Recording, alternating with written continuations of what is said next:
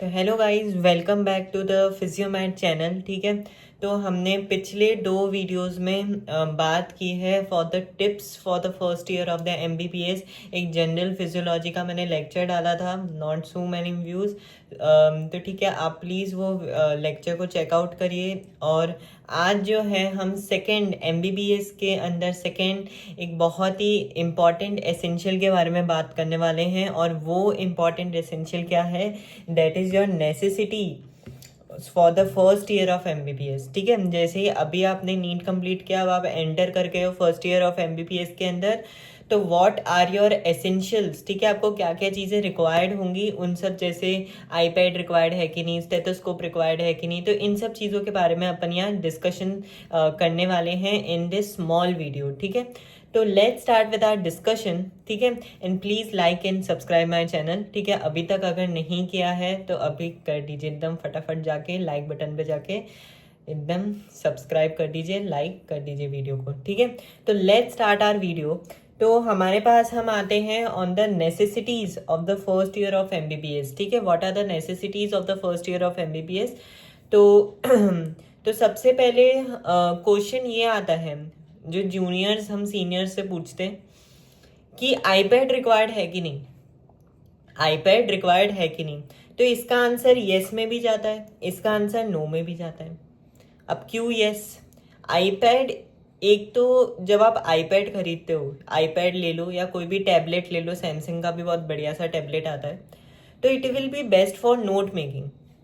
वो note making के लिए अच्छा होगा, इजी बुक एक्सेस। अब जैसे अब आपने कोई भी एनाटॉमी के लिए, फिजियोलॉजी के लिए, बायोकेमिस्ट्री के लिए बुक्स खरीद ली। अब हर बार ये पॉसिबल नहीं होगा कि आप हर बार इतनी मोटी मोटी 1000-2000 पेज की बुक, 3000 पेज की बुक आप कैरी करो आपके बैग में और लेक्चर हॉल के अंदर जाओ। और फॉर एग्जांपल आपका जो फैकल्टी है या जो आपका प्रोफेसर है, अगर वो जीआईटी पढ़ा रहा है तो फिर आप वो उसमें जाके ढूंढो। ठीक है, तो it will be become very difficult.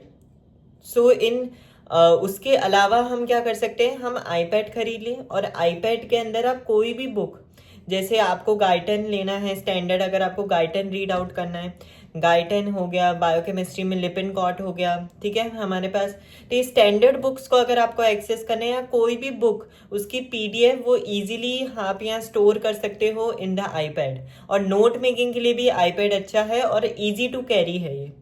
अब प्रॉब्लम यहाँ ये आती है the cost of iPad. IPad अगर एक, हम जैसे आईपैड एयर जनरेशन की अगर मैं बात करूं, तो जो आईपैड एयर है वो नियरली अबाउट 70,000 का आता है, 70 to 80, उतना कुछ 70,000 का प्राइस रहता है। और एक आईपैड प्रो आता है। तो अगर आप आईपैड ले ही रहे हो तो इसमें फिर 2 ऑप्शन आते हैं कि या आप यहाँ आईपैड एयर लो कि आईपैड प्रो लो। तो फॉर माई सजेशन, जो मैं आईपैड यूज करता हूँ that is your iPad air. IPad air use कर सकते हो आप, प्रो की ज़्यादा ज़रूरत नहीं पड़ेगी in your degree, in your MBBS. तो आप आईपैड एयर ले लो, नोट मेकिंग के लिए भी अच्छा है और हमारे पास यहाँ बुक रीडिंग के लिए भी। और बहुत सारी बुक्स की पीडीएफ आप इजीली स्टोर कर सकते हो आईपैड के अंदर, या टैबलेट के अंदर भी आप स्टोर कर सकते हो। सैमसंग का टैबलेट अच्छा आता है अगर आप टैबलेट कंसिडर कर रहे हो तो। अब मैंने यहाँ येस तो बोला कि हाँ आप आईपैड ले सकते हो, अब नो भी इस क्यों बोला? क्योंकि बहुत टाइम ये होता है कि उतना, अगर बहुत सारे लोगों का इनका प्राइवेट मेडिकल कॉलेज में हुआ है तो वहाँ की फीस ज़्यादा रहती है। ठीक है, प्लस अगर आप आईपैड लो तो और थोड़े खर्चे ज़्यादा बढ़ जाएंगे। तो अगर आपको आईपैड नहीं भी लेना है तो नहीं भी लो, चलेगा। बट मेरा सजेशन ये रहेगा, फिर अगर आप आईपैड नहीं ले रहे हो, टैबलेट नहीं ले रहे हो, तो आपके फ़ोन में पीडीएफ्स अवेलेबल होनी चाहिए हर एक बुक की, ताकि आप इजीली एक्सेस कर पाओ। ठीक है, तो ये हमारे पास पहला पॉइंट कवर हो गया कि आईपैड लेना चाहिए कि नहीं लेना चाहिए। अभी जो आप स्क्रीन पे देख रहे होगे जिसपे मैं ये वीडियो गोइंग थ्रू हो रहा है, वो मैं आईपैड पे ही ले रहा हूँ।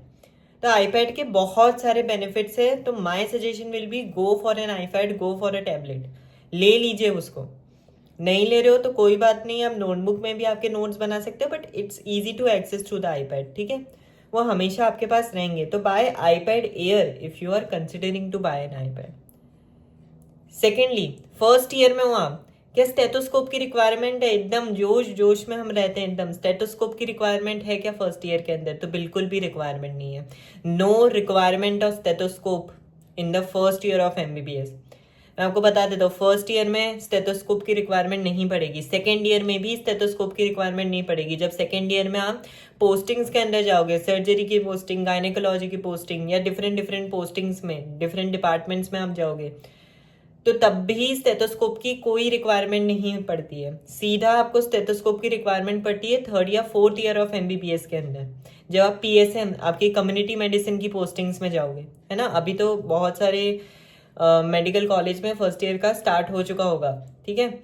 तो स्टेथोस्कोप नहीं रिक्वायर्ड है इन the first year of MBBS. अगर आप कंसिडर करो कि सर फिजियोलॉजी के अंदर तो ये रिक्वायर्ड होगा, तो बस उसके पार्ट्स पता होने चाहिए आपको स्टेथोस्कोप के, और ऑस्कल्टेशन आना चाहिए। बाकी स्टेथोस्कोप एज सच रिक्वायर्ड नहीं होता है फर्स्ट ईयर के अंदर, so don't by the stethoscope, ठीक है। Second, thirdly, does dissection kit और मैनुअल्स रिक्वायर्ड? तो नो, आपको डाइसेक्शन किट आपका कॉलेज ही प्रोवाइड करता है, तो अलग से कोई डाइसेक्शन किट हमारे पास यहाँ बाय करने की ज़रूरत नहीं है। और मेरे पास यहाँ बुक्स है, जो आपकी यहाँ डाइसेक्शन की बुक्स आती है, जैसे या की कनिंगम है, ठीक है। Are you able to see this? या की कनिंगम है, तो इसको बाय मत करना। ये मैंने भी किसी से ली थी, सीनियर से ली थी, तो don't buy this Cunningham book. इस बुक का कोई भी यूज नहीं होगा, this book is of no use, ठीक है। डाइसेक्शन के स्टेप्स आपके बीडी चौरसिया में या विश्राम सिंह में अच्छे से दिए होंगे, तो कंसिडर डैट ओनली, ठीक है। तो डाइसेक्शन किट और ये कनिंगम के ऐसे 3 सेट आते हैं, देखो ये, जैसे ये आप यहाँ देख पा रहे हो, ये हेड एंड नेक के लिए, ये थोरैक्स एब्डोमेन के लिए, तो इनको बाय करने की कोई भी जरूरत नहीं है, ठीक है। तो डोंट बाय दिस कनिंगम, ये कनिंगम मैनुअल्स आपको रिक्वायर नहीं होगी, डोंट बाय। लैब कोट, हाँ, अब आप एमबीबीएस के अंदर आ गए हो, तो कोई भी आप प्रैक्टिकल के लिए जाओ तो हमेशा lab coat will be required. Lab coat जो होगा वो हमेशा हमारे पास क्या होगा, रिक्वायर्ड होगा, तो ठीक है। तो लैब कोट तो लेके जाना है। फिर हमारे पास आते हैं ग्लव्स। यस, अब आप डाइसेक्शन में जा रहे हो, बिना ग्लव्स के करोगे क्या डाइसेक्शन? फॉर्मेलिन बिल्कुल भी नहीं ना, तो ग्लव्स विल बी रिक्वायर्ड। और ग्लव्स के लिए मैं कहूँगा कि ऐसा एक पैक आता है ग्लव्स का, अगर मैं ये देखूँ तो ये लेटेक्स के ग्लव्स आप ले लीजिए, ठीक है। लेटेक्स के ग्लव्स आप ले लीजिए, मैंने भी खरीदे थे, ठीक है। तो आप ये ग्लव्स ले लीजिएगा, और ये वन टाइम यूज ही होता है, ऐसा नहीं कि एक बार आपने यूज कर लिया फिर वापस आप सेम ग्लव्स को यूज करोगे, तो नो, एक बार ही आपको ग्लव्स यूज करने हैं। और ऐसे डब्बा खरीद लीजिएगा, हमारे पास यहाँ ग्लव्स का, ये आपको फर्स्ट ईयर में भी लगेगा, और आगे आपके एमबीबीएस के अंदर first, second, third, fourth year हर जगह आपको ये ग्लव्स जो हैं वो हमारे पास यूज होने ही वाले हैं, ठीक है। तो ये ग्लव्स आप ले लीजिएगा, ठीक है। तो आप ये देख पा रहे हो, दिस इज द ग्लव्स, तो आप ये ग्लव्स ले लीजिएगा। नेक्स्ट पॉइंट आता है, तो gloves that will be required for the dissection, हमारे पास यहाँ डाइसेक्शन के लिए रिक्वायर्ड होंगे। Next, pricking needles. अब प्रिकिंग नीडल्स किसके लिए चाहिए होगी? हेमेटोलॉजी प्रैक्टिकल के लिए। Yes, the pricking needles will be required. और आपको कौन सी, अब इसमें बड़ा कंफ्यूजन रहता है कि कौन से नंबर की प्रिकिंग नीडल ले हमारे पास। तो यहाँ या तो आप यहाँ लेंसेट ले सकते हो, एक लेंसेट का सेट आता है, या तो आप यहाँ क्या ले सकते हो, ये 24 नंबर की नीडल आता है, 24 नंबर की नीडल आती है। तो आप ये देख सकते हो, this is your 24 number needle. तो ये 24 number needle one time use के लिए है for the pricking your finger. Haematology practicals के लिए आप इसको बाय कर सकते हो, दिस प्रिकिंग नीडल, ठीक है। ये 24 नंबर की ऐसी प्रिकिंग नीडल आती है, आप कोई भी मेडिसिन स्टोर में जाओगे, फार्मेसी में जाओगे, वो आपको दे देंगे दिस, ठीक है। तो ये 24 नंबर की प्रिकिंग नीडल ले लो, या तो लेंसेट ले लेना, बट मेरा प्रेफरेंस रहेगा कि आप ये 24 नंबर की प्रिकिंग नीडल ही ले लो, उससे प्रिक अच्छा होता है। और प्रिक आपको कैसे करना है वो भी अपन आगे के वीडियोस में देखेंगे, ठीक है। फिर बहुत इंपॉर्टेंट, आज के वीडियो के लास्ट पॉइंट पे आते हैं, दैट इज योर स्कल या बोन सेट हमारे पास यहाँ रिक्वायर्ड है कि नहीं। तो बिल्कुल हमारे पास यहाँ स्कल एंड बोन सेट बिल्कुल रिक्वायर्ड है for your first year of MBBS to understand the anatomy, bones की एनाटॉमी स्टडी करने के लिए। अब अगर जैसे आप अगर हॉस्टल में रहते हो, तो 4-5 लोग या जो रूममेट होता है 2-3 लोग एक साथ, एक उनके बीच में एक बोन सेट खरीद लेना, कुछ 13K 18K का बोन सेट आपके सीनियर्स आपको देंगे, या मार्केट में भी उतने 18K 20K का प्राइस हमारे पास यहाँ मिलता है। सॉरी नॉट 18K, मतलब हमारे पास उतना हमारे पास यहाँ प्राइस मिलता है, तो ठीक है उतने में आप ले लीजिएगा। यहाँ पर अगर आप लोकलाइट हो, अगर लोकलाइट हो तो हॉस्टल में तो रहोगे नहीं, तो लोकलाइट हो तब भी आप बोन सेट बाय कर लीजिएगा, उसमें से आपको बेनिफिट रहेगा। क्योंकि अगर आपके पास बोन सेट नहीं है तो आपको बोन्स की एनाटोमी इतनी अच्छे से समझ नहीं आएगी। या तो अगर आपको बोन सेट नहीं लेना है तो स्कल ले लीजिए आप, लोकलाइट है तो मैं आपको बताता हूँ। आप यहाँ क्या कर लीजिए, ये देखिए, ये हमारे पास स्कल भैया है, तो मैंने भी स्कल लिया था।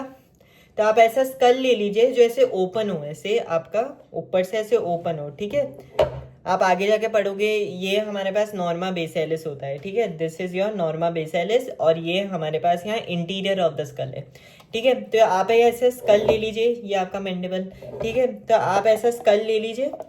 If you are a localite और होस्टलाइट हो तो लेना ही है, क्योंकि स्कल की जो स्कल आपका सेपरेट वाइवा टेबल में ऐसे ही स्कल रखा जाता है, इसमें ये ओपनिंग जैसे पूछी जाती है, ठीक है। इसमें ऐसे ओपनिंग पूछी, जैसे ये आपका फोरामेन मैग्नम हो गया, ये आपका स्टाइलॉइड प्रोसेस हो गया, ठीक है। You are able to see this is your styloid process, ये आपका फोरामेन मैग्नम। तो ऐसे ओपनिंग्स पूछी जाती है, इसके थ्रू क्या एनाटॉमिकल स्ट्रक्चर्स हमारे पास होते हैं, तो ये होता है। तो आप बिल्कुल एक स्कल तो बाय कर ही लीजिएगा, अगर आप लोकलाइट हो या होस्टलाइट हो, बोन सेट बाय नहीं कर रहे हो तो स्कल तो बाय कर लीजिएगा। बट ट्राई करना कि बोन सेट भी बाय कर ही लो, क्योंकि उससे एनाटमी, बोन की एनाटमी बहुत ही अच्छे से समझ आएगी, कौन सा मसल कहाँ बोन पे अटैच होता है वो भी अच्छे से समझ आ जाएगा, ठीक है। तो बाय, और प्लस एक लास्ट पॉइंट आज के वीडियो का, buy yourself a mask whenever you are going for a dissection, क्योंकि अभी आपके इनिशियली डाइसेक्शन स्टार्ट हुए होंगे, तो फॉर्मेलिन की स्प्रेड से एलर्जी होती है, एक सॉर्ट ऑफ एलर्जी होती है कुछ इन लोगों को, तो थोड़ा इनिशियल्स के लिए मास्क लेके जाइएगा, फिर आफ्टर सम टाइम आप एडप्ट हो जाओगे to the smell of formalin, तो इतना प्रॉब्लम नहीं पड़ेगा। But for the initials, buy the mask whenever you are going for the dissection. So this is for today's video. हमारे पास हमने आज डिस्कस किया कि आपको क्या क्या नेसेसरी होगा for the first year of MBBS. हमारे पास यहाँ स्टेथोस्कोप रिक्वायर्ड है कि नहीं, डाइसेक्शन किट रिक्वायर्ड है कि नहीं, ये प्रिकिंग नीडल के बारे में हमने कंसिडरेशन में लिया। तो इन सब पॉइंट्स को आप याद रखिएगा। तो आज का वीडियो हम यहीं खत्म करते हैं। Stay tuned with this channel and like and subscribe this channel. Signing off here.